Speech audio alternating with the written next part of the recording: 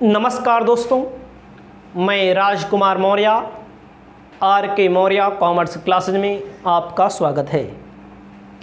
इस वीडियो के माध्यम से इकोनॉमिक्स, बिजनेस इकोनॉमिक्स के महत्वपूर्ण क्वेश्चन बताने जा रहे हैं। चैनल पर पहली बार आए हैं तो चैनल को सब्सक्राइब करके अपना सहयोग प्रदान करेंगे। BCom MCom की कोचिंग अगर आपको बेहतर तरीके से पढ़नी है तो आप हमारे दिए गए मोबाइल नंबर पर संपर्क करेंगे। नाम मात्र के शुल्क में सभी क्लास उपलब्ध है। आपको मैं 15 से 20 क्वेश्चन के बीच में बताऊंगा और यदि आप तैयार कर लेते हैं तो मैं दावा करता हूं यहीं से आपके पेपर में पूछा जाएगा। सबसे पहले अपनी कॉपी में लिख लीजिएगा, सब्जेक्ट का क्या नाम है? Business economics.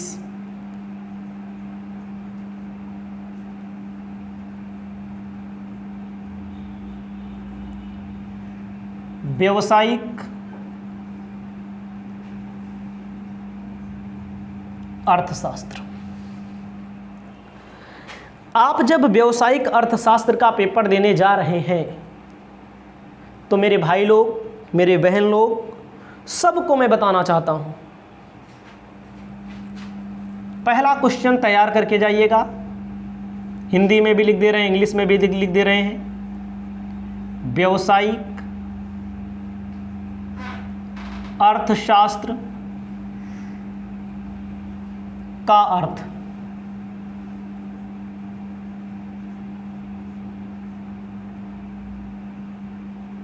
Meaning of business economics.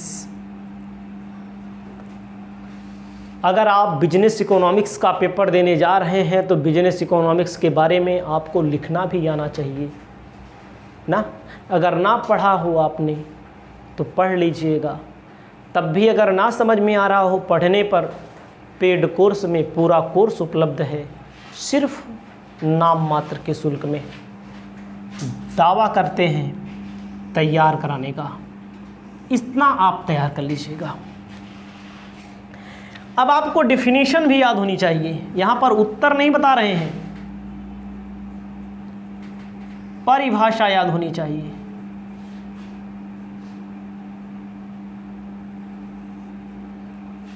इसको आप तैयार कर लेंगे, ये आपके लिए बहुत ज़रूरी है। ठीक है। उसके बाद देखो, पहला चैप्टर है विशेषताएं, कैरेक्टरिस्टिक्स। इंग्लिश वाले इंग्लिश में लिख लेंगे कैरेक्टरिस्टिक्स। विशेषता आपको मालूम होनी चाहिए। प्रकृति आपको मालूम होनी चाहिए। प्रकृति का मतलब नेचर आपको मालूम होना चाहिए। पहला चैप्टर है, पहले चैप्टर में जितना हो सके क्षेत्र बस। और मैं जो दावा करता हूं वो दावा सटीक ना साबित हो, स्क्रीनशॉट रख लीजिएगा, स्क्रीन रिकॉर्डिंग रख लीजिएगा। पेपर देने के बाद हमसे मिलिएगा। न्यूनतम 20 से 25 नंबर का इतने में से ही पूछा जाएगा। आप लिख पाते हैं या नहीं लिख पाते हैं वो आपके विवेक के ऊपर निर्भर है। क्षेत्र को इंग्लिश में स्कोप कहते हैं, विशेषता को कैरेक्टरिस्टिक्स कहते हैं। विवेक के ऊपर निर्भर है। छोटा क्वेश्चन पूछेगा, अगर मान लीजिए 3 नंबर या 5 नंबर में, तो ये पूछेगा अर्थशास्त्र से आशय परिभाषा पूछेगा। बड़ा पूछेगा तो विशेषता, प्रकृति, क्षेत्र, सब कुछ हमारे द्वारा पढ़ाया गया है, जिसकी सिस्टमेटिक तरीके से भाई लोग वीडियोस उपलब्ध हैं।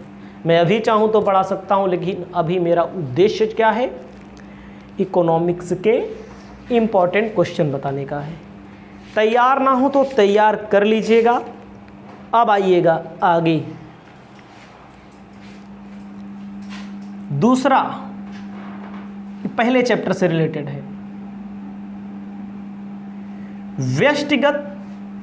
व्यष्टिगत को इंग्लिश में कहते हैं माइक्रो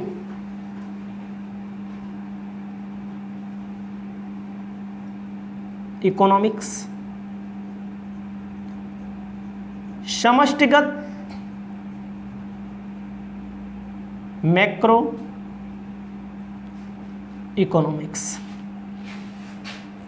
दोनों में अंतर, different between macro and macro economics.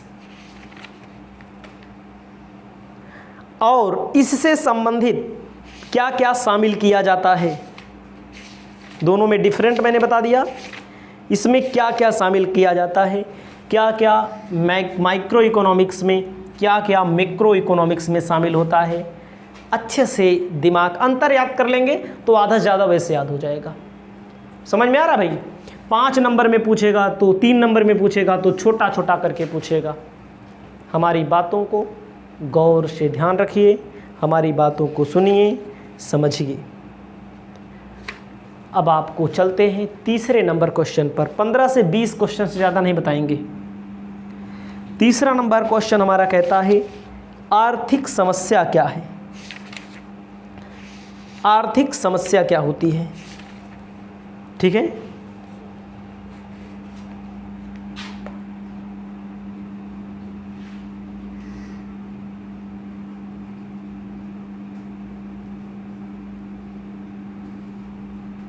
आर्थिक समस्या क्या होती है? आर्थिक समस्या में आपको ध्यान देना है कौन कौन सी समस्याएं आती हैं। जैसे आप लोग क्वेश्चन पढ़ेंगे तो आपको मिलेंगे क्या करना है, कब करना है, क्यों करना है, किसके लिए करना है। ये उत्पादन जो करते हैं, प्रोडक्शन, हम कोचिंग पढ़ा रहे हैं, हम वीडियो बना रहे हैं, हम क्या कर रहे हैं, क्यों कर रहे हैं, किसके लिए कर रहे हैं, इसको करने में कौन कौन सी समस्याएं आ रही हैं, यही होता है आर्थिक समस्या। हमारे पास समस्या है आर्थिक, वाइट बोर्ड पर लिख रहे हैं। पैसा होता तो डिजिटल बोर्ड पर लिख देते, पैसा नहीं है, 2 लाख का डिजिटल बोर्ड कौन खरीदने जाए। तो ये भी समस्या है, सबकी समस्या है। ठीक है, आपको सबसे महत्वपूर्ण क्वेश्चन बताने जा रहे हैं मांग। चौथा नंबर है मांग।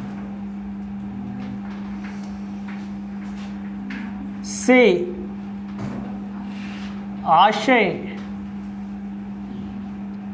एवं मांग का नियम। एक क्वेश्चन ना तैयार हो तो पेपर देने मत जाना। हाँ, मांग किसे कहते हैं? मांग किसे कहते हैं? मांग का नियम। मांग के कितने नियम हैं? मांग के नियम के प्रकार। पूर्णता लोचदार मांग ना, आलोचदार मांग, सामान्य से अधिक लोचदार मांग, सामान्य से कम लोचदार मांग। ये वाली मांग नहीं, बाल वाली डिमांड। लिख लीजिए इंग्लिश में meaning of demand,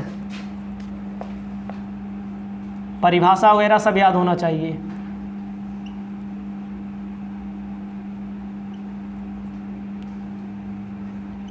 rules of demand.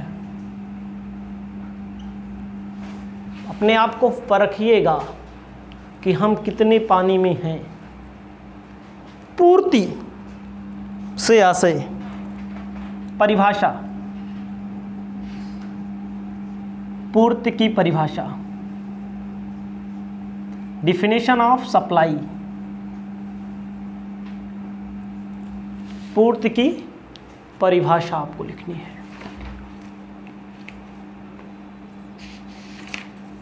याद रखना, ऐसा कोनो पेपर नहीं होता भैया लोग कि ई पूछा ना जाए। कोनो पेपर नहीं होता। आईएएस का पेपर दोगे तब, पीसीएस का पेपर दोगे तब, टीजीटी, पीजीटी, यूजीसी नेट, धरती कोनो पेपर नहीं है जहाँ नहीं पूछा जाता है। रेलवे का पेपर दोगे तब। अरे लिखने के लिए नहीं पूछा जाएगा, विकल्प पे पूछा जाएगा। जहाँ लिखने की बात आती है वहाँ लिखने के लिए भी पूछा जाता है। Economics, BA, BCom, BM, MA, MCom कुल। ध्यान देना हमारी बात। अब मांग का नियम हो गया ना। अब छठा नंबर लिखिए, मांग की लोच, इलास्टिसिटी ऑफ डिमांड।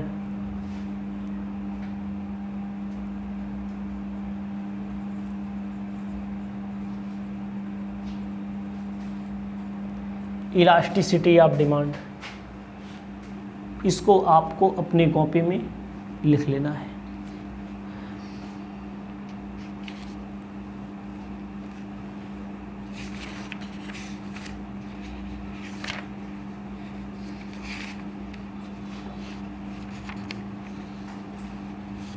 जिसे मांग का मूल्य सापेक्षता भी कहते हैं।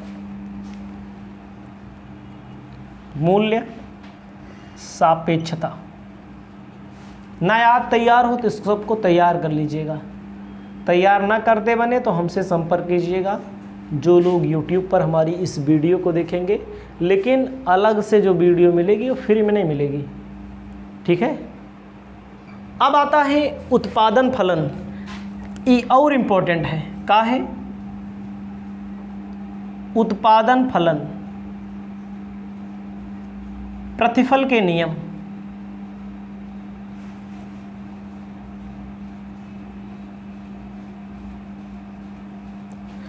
उत्पादन फलन को इंग्लिश में कहते हैं production function and law of returns. लिख लीजिए,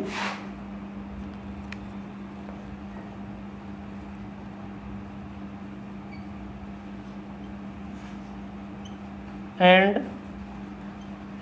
लॉ ऑफ रिटर्न। उत्पादन फलन के बारे में थोड़ा हिंट दे देते हैं आपको। जे में उत्पादन समता नियम है, उत्पादन वृद्धि नियम है। मतलब कि एक होता है कि जितना गेहूँ खेत में गेहूँ डालेंगे, खाद डालेंगे, उतने उत्पादन होगा, प्रोडक्शन होगा। एक होता है ज़्यादा होता है, एक होता है कम होता है ना। तो पढ़े ओढ़े हो कि नहीं एक का। आगे आपको लिखना है 8वां नंबर, पैमाने का प्रतिफल। पैमाने के प्रतिफल में आता है क्या? पैमाने के प्रतिफल में जो हम लोग एक साधन लगाते हैं, एक जगह साधन लगाया जाता है और जितना लगाओ उतना ही प्रोडक्शन हो, एक पैमाना मान करके जितना इस तरफ डाला गया उतना ही आपका आउटपुट होता है, उसे कहते हैं पैमाने का प्रतिफल। जिस अनुपात में इनपुट किया जाएगा उसी अनुपात में आउटपुट होगा। इंग्लिश में वो बोलते हैं रिटर्न्स टू स्केल। इंग्लिश में लिख लीजिए, रिटर्न मतलब वापस, टू स्केल। तो ये सारी चीज़ें हैं जो आपके लिए ज़रूरी हैं। इसको पैमाना क्या होता है, अनुपात क्या होता है। अब हाँ, अब आपको बताने चाहते हैं पैमाने का प्रतिफल, पैमाने का घटता हुआ प्रतिफल और बढ़ता हुआ प्रतिफल। इन्हें पूछता है, जब इन्हें एक पूछता है घटता हुआ प्रतिफल, ठीक है, पैमाने का घटता हुआ प्रतिफल और पैमाने का बढ़ता हुआ प्रतिफल।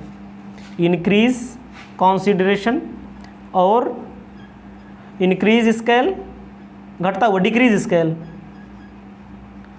बढ़ता हुआ प्रतिफल।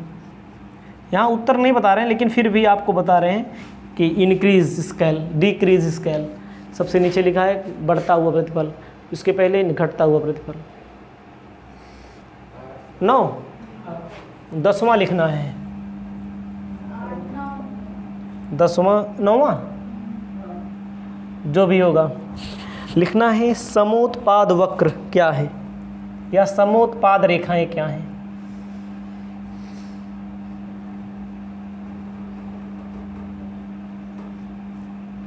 चाहे वक्र कहिए चाहे रेखाएं कहिए, यहाँ से एक क्वेश्चन पूछा जाता है। याद रखना हमारी बात। इसकी विशेषता भी तैयार कर लेना है। ISO प्रोडक्ट कर्व इंग्लिश में बोला जाता है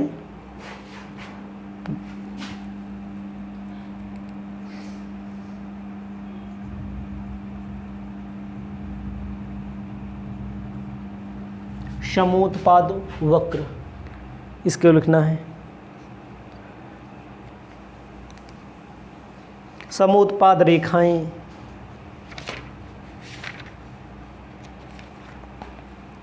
अगला है उत्पादन के पैमाने से आशय, 10वां नंबर,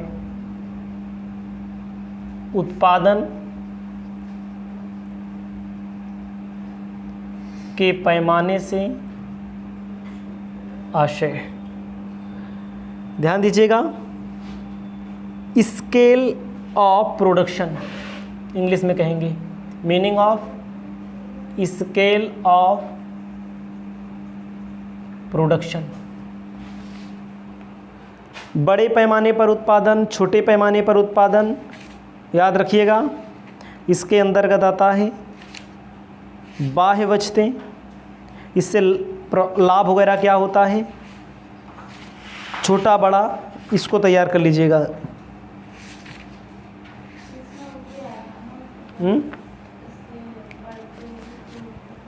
बताए तो इसके पहले बढ़ता हुआ घटता हुआ। 11 नंबर पे आपको ध्यान देना है,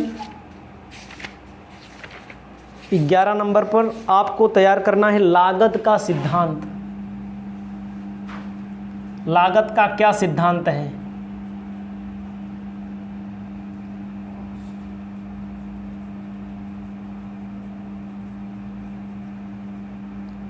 प्रिंसिपल ऑफ कॉस्ट। भाई जब कोई सामान बनाया जाता है, जब कोई प्रोडक्ट तैयार किया जाता है, उसके सिद्धांत क्या हैं? लागत का सिद्धांत है क्या है? लागत में इसमें आपको ध्यान देना है, मौद्रिक लागत आपको पढ़ लेना है, मतलब जो मुद्रा के रूप में खर्च होगा, ठीक है, इसमें लिख लेना है। आपको लिखना है इसमें क्या होता है, मौद्रिक लागत। कोई सामान बनाया जाता है, मॉनेटरी कॉस्ट, तो जो मुद्रा के रूप में खर्च किया जाता है। देखो भैया एक बात ध्यान दीजिएगा, कोई भी सामान बनाया जाता है, कोई भी प्रोडक्ट बनाया जाता है, उन्हें मुद्रा के रूप में खर्चा करना होता है। जैसे हम कोचिंग पढ़ा रहे हैं, हम वीडियो बना रहे हैं, तो हम भी खर्चा करते हैं, फ्री में थोड़ी बन रहा है वीडियो।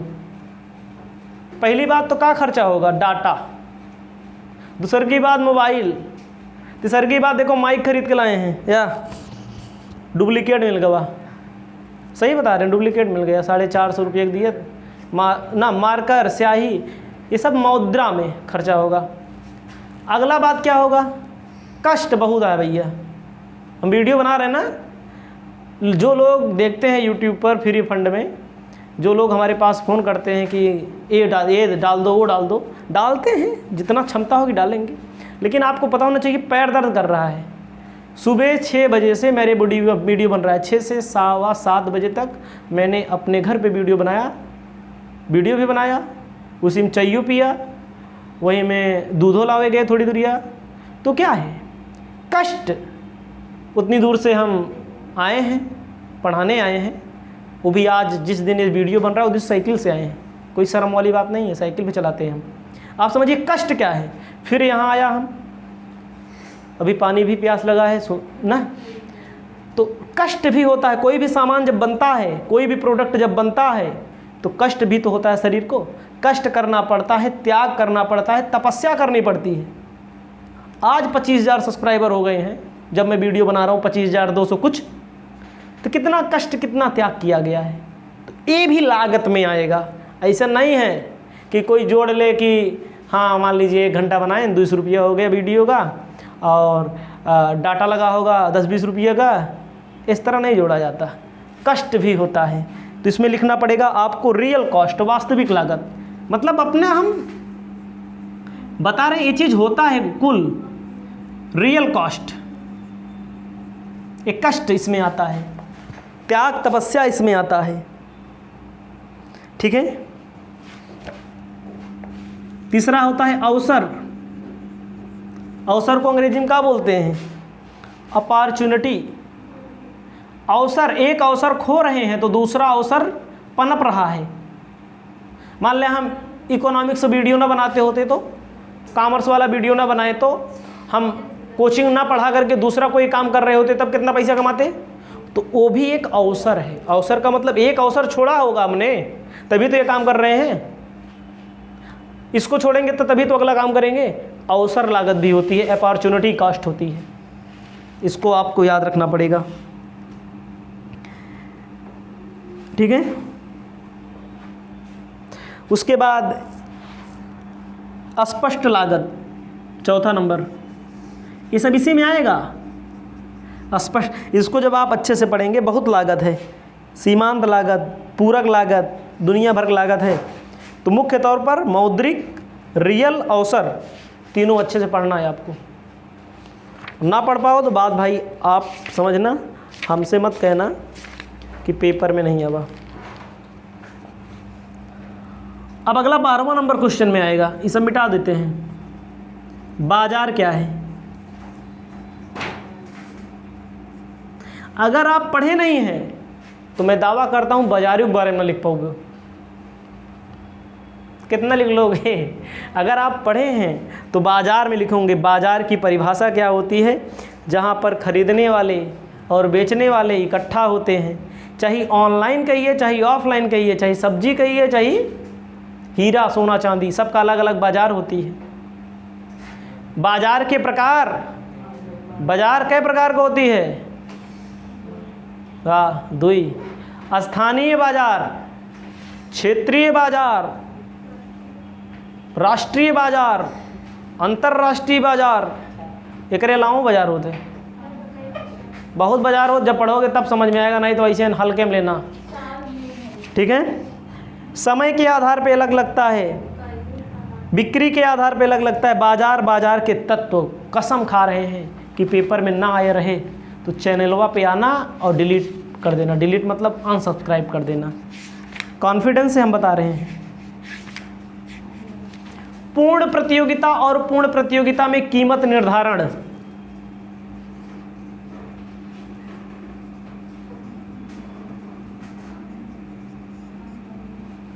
और ध्यान दीजिएगा, लिख लीजिए परफेक्ट कंपटीशन, इंग्लिश में लिख लीजिएगा बच्ची।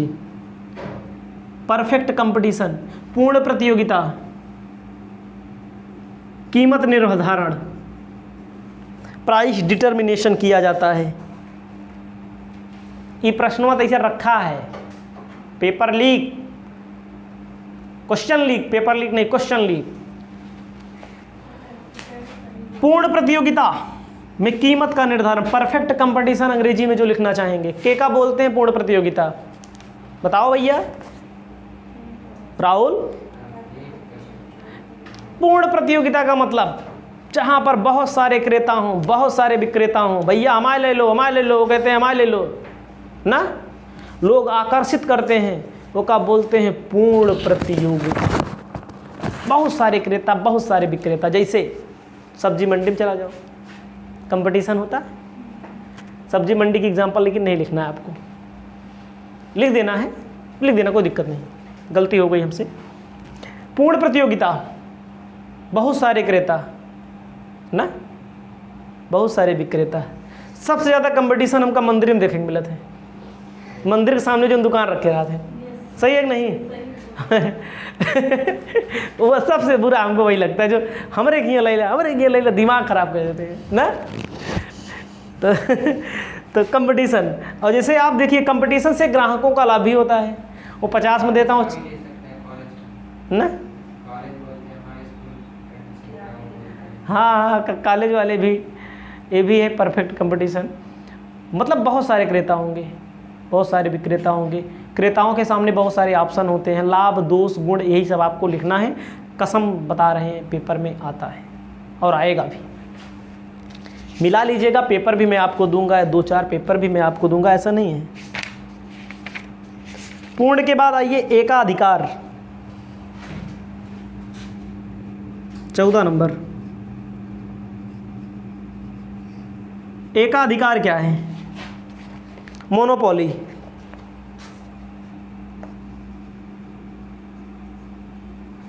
एकाधिकार, मोनोपोली। एकाधिकार मतलब हम ही रहेंगे पूरे मार्केट में, ठीक है। एकाधिकार, एक मतलब होता है एक विशिष्ट वस्तु की पूर्ति पर अकेले फर्म करेगा। जैसे आपको बताना चाहते हैं, जैसे आपके हर ज़िले में होता है, हर शहर में होता है, जैसे कुछ फर्में ऐसी होती हैं उनके सिर्फ एक शोरूम होता है, उन्हें ही यहाँ मिलेगा, बाकी नहीं मिलेगा आपको। एरिया होता है, समझ रहे हो। जो सेल्समैन होता है, मतलब फुटकर दुकान छोड़ दीजिए, जो मेन एजेंसी होती है, जैसे आपके यहाँ जो बोलेरो बिकती होगी गाड़ी कहीं पर, या बजाज की एजेंसी होगी, तो क्या होगी, सिर्फ इक्के लोग को देता है एक शहर में। हीरो की एजेंसी इक्के लोग को मिलती है, आप अनुमान लगाइए।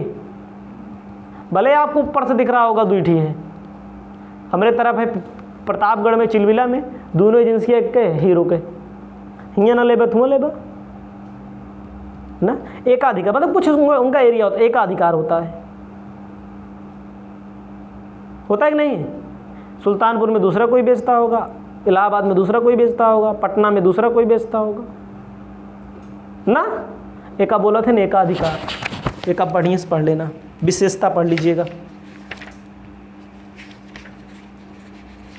अब आइए आगे, अपूर्ण प्रतियोगिता, ज़्यादा अपूर्ण,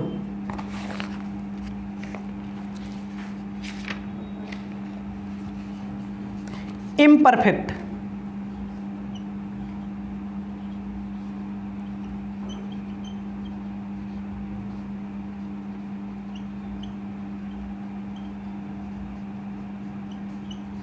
अपूर्ण प्रतियोगिता, इसको भी आप ध्यान देंगे।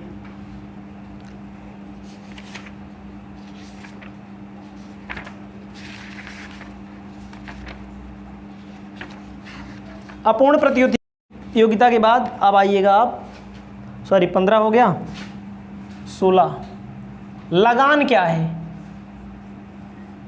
रेंट, हर साल एक क्वेश्चन पेपर में इसे रखा है। 16 नंबर, लगान क्या है। ध्यान दीजिएगा, लगान के प्रकार भी बताना पड़ता है, कैसे निर्धारित किया जाता है, सिद्धांत बताना पड़ता है, इसको तैयार कर लीजिएगा। लगान, ब्याज, इंटरेस्ट,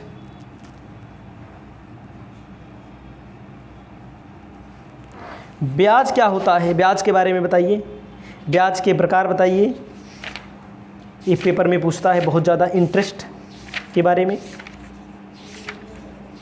लाभ क्या है, लाभ,